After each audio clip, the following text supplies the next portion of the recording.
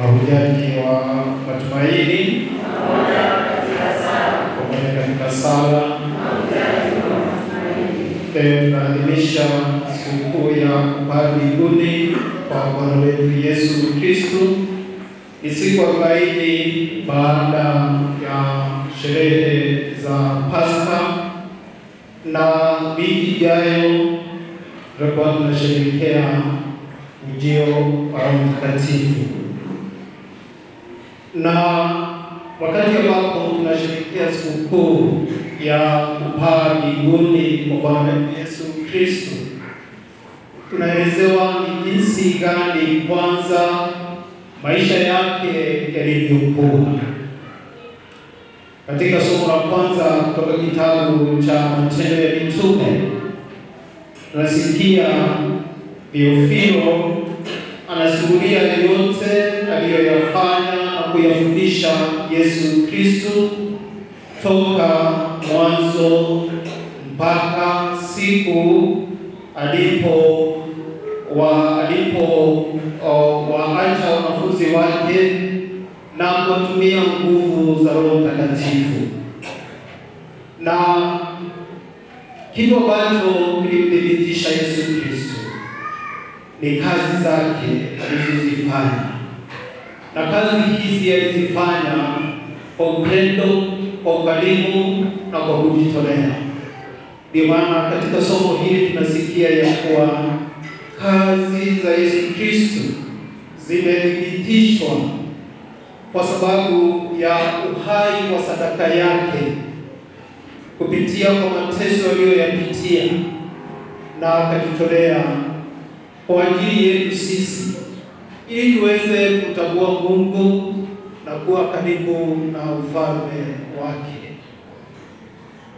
Na katika somo hili tunasikia ushuhuda wa wale ambao walimwamini na kumtumikia Mungu, ya kuwa baada ya kazi zao Mungu anawapa ahadi ya Roho Mtakatifu, ili Roho Mtakatifu huyu aendelee kuwaongoza na kuwashauri na kuyaelekeza maisha yao. Wakati ambapo mitume waliachwa na Yesu Kristo wakati anapaa mbinguni, labda walikuwa wamesikia kuhusu watu wawili ambao walienda mbinguni. Ni nani na nani? Enoko na nani mwingine?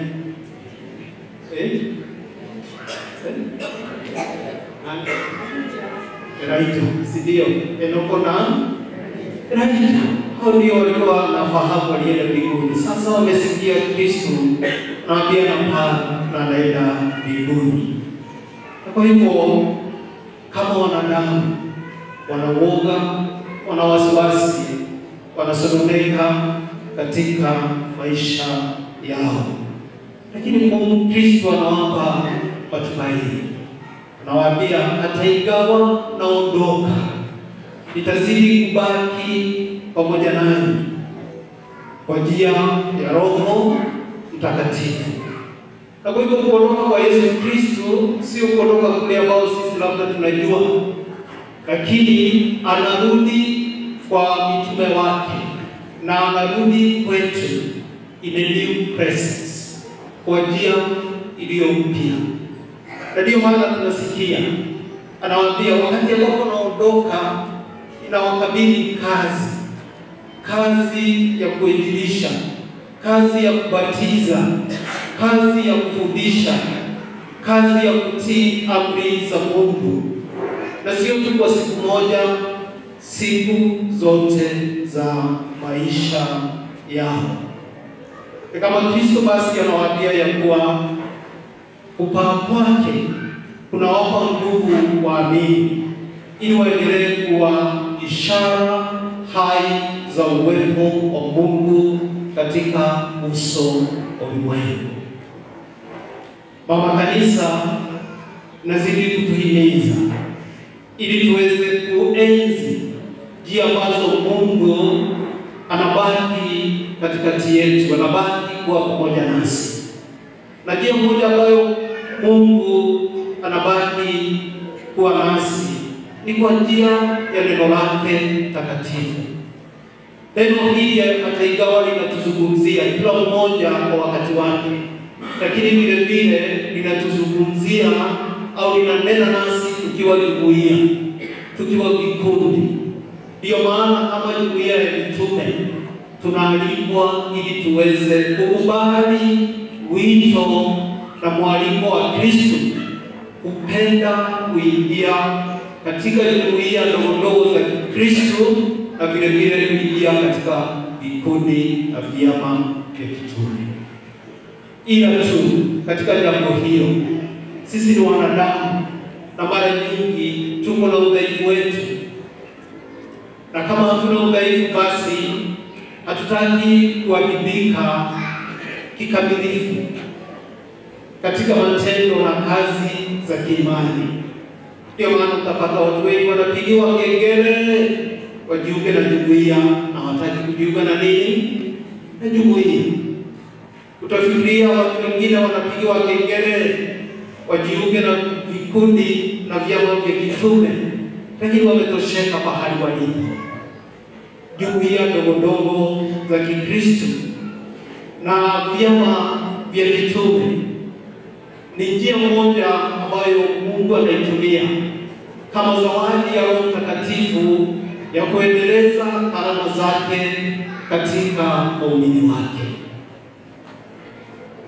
Swali ni hili: je, tuko tayari kushirikiana na Kristo katika jambo hilo?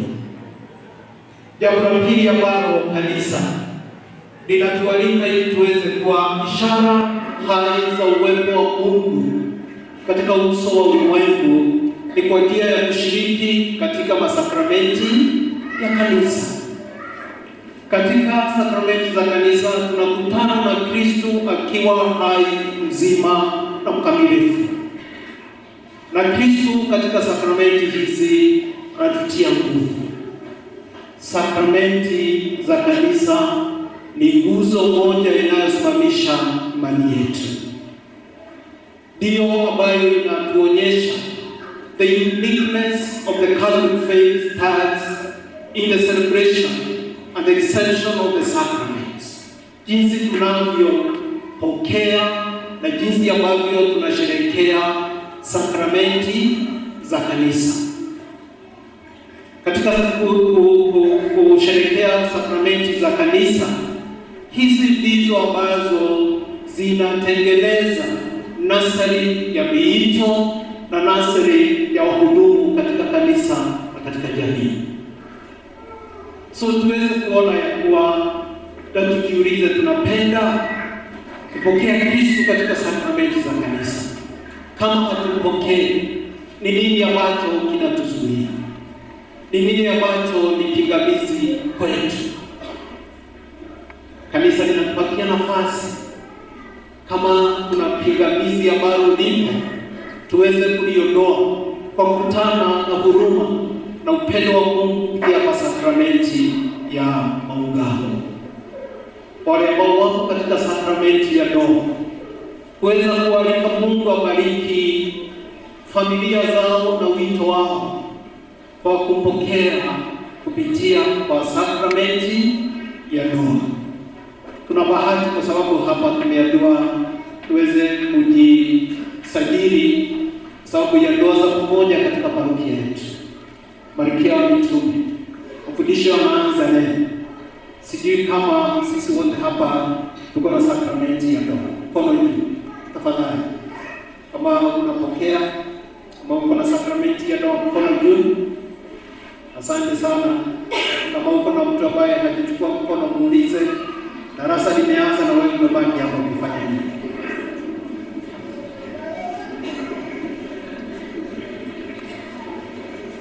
God is good. Ishara nyingine ya kudhihirisha uwepo wa Kristo katika maisha ya jamii ni kwa ajili ya kushiriki kwa kazi na matendo yetu ambayo yamejengwa katika msingi wa imani. Ndiyo maana tunaalikwa tuweze kuwajibika katika matendo ya kujenga na kuendeleza nini? Imani. Kwa njia ya mchango yetu, kwa njia ya kutolea kwetu. Kristo ndiye ambaye anatuonyesha jambo hilo kwa njia ambayo inaidhinishwa katika somo la pili katika barua ya Ibrania, ya kuwa Kristo alikubali kujitoa sadaka na kupokea dhambi za ulimwengu huu ili na sisi tuweze kuonja na kushiriki katika neema za Mungu. Wakati Kristo anafanya hivyo, anafahamu sisi ni viumbe dhaifu. Ila tu katika maisha yake nataka tuweze kutambua ya kuwa Mungu ni mwenye huruma na upendo mkuu. Mungu ni mwaminifu, na hata ingawa sisi tunamkosea, tunaweza tukamwacha Mungu. Mungu hawezi kutuacha hata siku moja. Having given that assurance, basi tunatakiwa tuweze kujivunia imani yetu, tuweze kujivunia uhusiano wetu na Mungu, kuona ya kuwa tuko na Mungu ambaye anatujali. Ni kama kwa njia nyingine Kristo anatufungulia fumbo na Emanueli pamoja nasi ni nani, na anataka tuishi kwa njia gani. Katika somo la Injili, Kristo anatuambia tusiishi tu kama watu wasiolia na malengo. We must be focused and we must have a destiny. And our destiny ni kufahamu ya kuwa Mungu alituumba ili mwishowe tutaweza kumrudia. Katikati ya sasa hivi na wakati ambapo tunamrudia Mungu, swali hili, tunafanya nini na maisha yetu? Mungu ni mwema. Naweza kubehave kama watu ambao walikuwa wanaachwa na wazazi zamani. Mkiachwa, unajua mzazi anaenda mwanadamu kila siku. Kweli si kweli? Alafu mzazi akirudi, wote mikono nyuma, mmenyamanyea, kwa sababu unajua kile mlichokifanya. Mimi naona kama sikukuu hii ya kupaa mbinguni inatualika sisi kama waamini ili tuweze kuwa watu ambao ni mature katika imani yetu. We have to be mature in our faith. And when we are mature in our faith, we become responsible. Kweli si kweli? Tuweze kuwa watu ambao tumekuwa katika imani yetu. Tuweze kuwa watu ambao wanawajibika katika imani yetu. Lakini sio watu ambao ni wa kusukumwa. Tusisukumwe. Na kitu ambacho kinatutia nguvu katika safari hii ya imani ni maisha ya sala. Ni maisha ya ushirika, maisha ya umoja na maisha ya upendo. Ndio maana tunaona Kristo anazidi kuwakusanya wanafunzi wake pamoja. Anazidi kualika ili waweze kutambua ya kuwa bila Kristo, bila uwepo wa Mungu hawezi fanya chochote. Hapa na sisi tunakumbushwa, bila wewe Mungu sisi tunaweza fanya nini? Bila wewe Mungu sisi ni akina nani? Ndio maana tunakumbusha siku ya leo tuombe ili Mungu atuimarishe katika imani yetu, ili katika imani hii tunapokutana na changamoto za maisha tusikate tamaa, lakini kumbuke kama vile Mtakatifu Paulo anavyotuambia tunaposherehekea mwaka wa matumaini ya kuwa hope never fails, ya kuwa imani pamoja na matumaini haishindi. So tuombe ili katika ibada hii ya misa tunaposherehekea sikukuu hii ya kupaa mbinguni kwa Bwana wetu Yesu Kristo, tutue nguvu katika imani yetu na tuendelee kumshuhudia Kristo katika maisha yetu ya kila siku. Tumsifu Yesu Kristo.